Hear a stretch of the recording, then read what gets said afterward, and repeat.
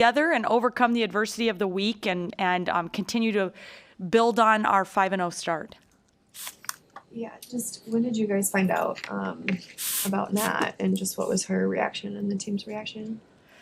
Yeah, I mean, we got confirmation just the following morning, and I think obviously just quite devastating for everybody involved. I mean, Natalie, what a start she's had to this season, and leading our team in scoring, rebounding. Just she worked really hard this offseason.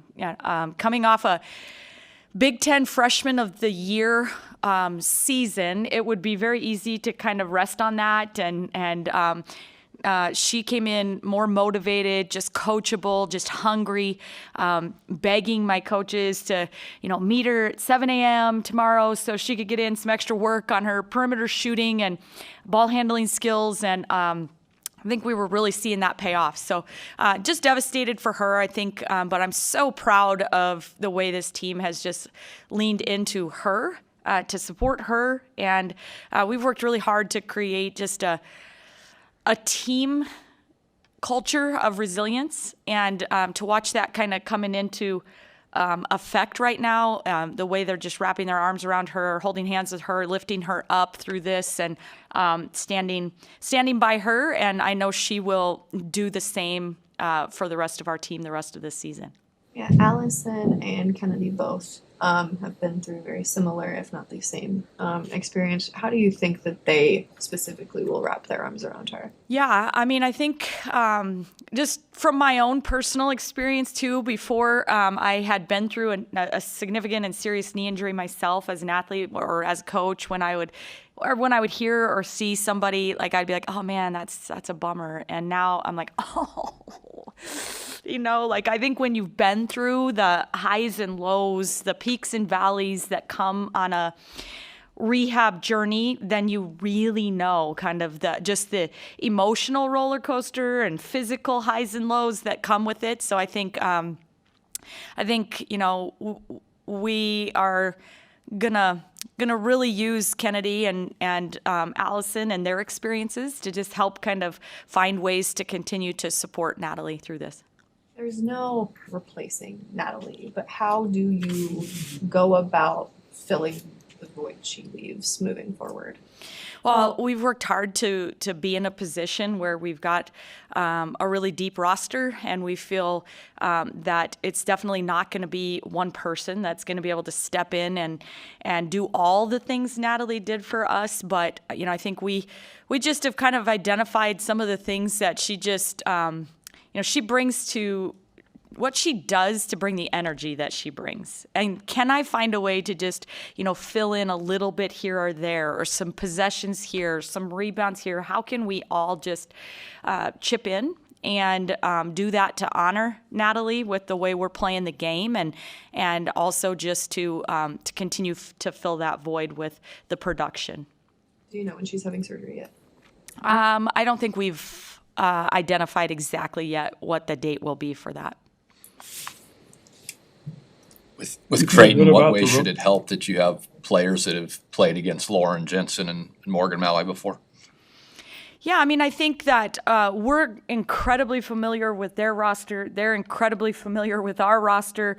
So I think, those kinds of things, people talk all the time about rivalry games that you just throw records out the window, you throw stats out the window, you throw all of that out because, teams just there's just a different familiarity there. And so I think, certainly it helps that the personnel is familiar to a lot of our team, but we also have a healthy mix of kids like Alberta Rimdahl, who has never participated, doesn't really even know, has never played Creighton, doesn't know anything about Creighton, and is getting her first look at them yesterday on film and stuff. So there's kind of a healthy balance there that I think is great. You mentioned healthy mix. You feel good about the ability to rotate players in there, and even without Natalie? Yeah, I mean, obviously, I wouldn't want to go into any battle without Natalie Potts, but I do feel really confident in the entire roster that we've put together. And there's times where, we're going to be able to just do some different things. We've had to adjust and tweak, and we'll continue to do that as we get used to life from here forward. But I feel so excited about the fact that we've been saying we feel like we've got our deepest roster, and now this is what we're built for. How has Allison felt the last couple days? Yeah, I mean, Allison is feeling good. She's feeling good. She's just day-to-day still right now, and we're just, being a little extra cautious, but just feel good about where she's at. And I think obviously a little emotional for Allison and Kennedy, I think, because they know what that feels like to go through what Natalie's going through. But I think still the appreciation that a player like Allison has for every single day that she gets to practice and stuff. So we're going to be a little cautious, but I think right now it's just kind of day-to-day of when she'll be back with us. Amy, in the full scope of your season, how important is tomorrow's game? To be honest with you, I know everybody wants to really make this the biggest game on our schedule, but for us, every single game is important. This particular team has set consistency as one of the top 3 core values that we want to emphasize within our program. And we've had, over the last couple of years, some really big wins. And then we've had some games that we feel like have kept us out of position to accomplish our biggest goals, where maybe we've kind of stumbled a little. And so for us, it's every single day we want to go 1-0. And so from that standpoint, today's practice is as important as any practice that we'll have this year. And tomorrow's game is important as any game we'll have. But once that game is over, the next day will be the most important one. And that's really how we look at it for this particular team, is just it's the next game on our schedule. So it's a big one. What makes Sokol such a hard environment to play in? Well, I mean, I think they do a great job of just packing fans in there, and it'll be loud and just a great environment for women's basketball. I think that's the biggest part of it, is just, they do a great job of trying to create atmosphere in there. During games, what are the things that lead to consistency so, you have a better chance to win the games? Yeah, I mean, I think that for us, it's just being consistent with the balance that we get. I think there's always going to be some games where you have a little bit of an advantage inside, some games where you have a little bit of an advantage from the perimeter. And but from our standpoint, I think the consistency that we want to see is just that balanced scoring and having a lot of different players contribute to what we're trying to do on both sides of the ball. The other side of things on defense is just, I think we're looking for a little more consistency with our ability to just guard and keep the ball in front of us and defend at a higher level.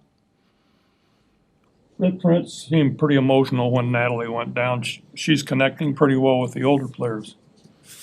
She is connecting with the older players. Natalie's been really, really outstanding this year of just one-on-one individual relationship building with the new players on our team. And she'll just randomly pop up over at the campus suites. A lot of our upperclassmen, once they move off campus, they don't go back to campus. But Natalie will pop up over there and hang out with our freshmen, and has just done a great job of connecting with all of them. So I think it was emotional, the game the other day, but I think it's part of what I'm the most proud of with this team, is just the way they care so much for each other, that they have that empathy and they can feel each other's successes and pains, and it's part of what I just love about this group.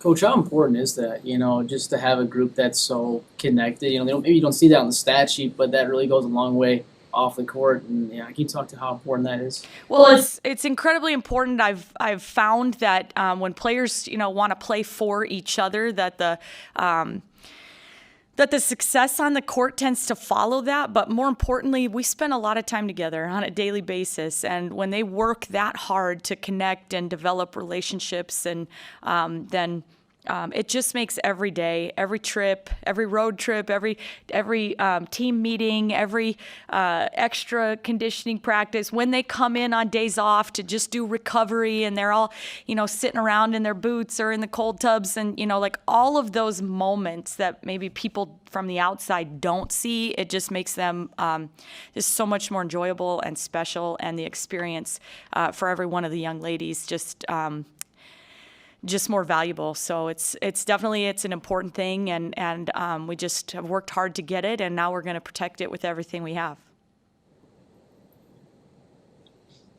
What have you seen with Jessica and elevating her game that might be able to help you guys out in this?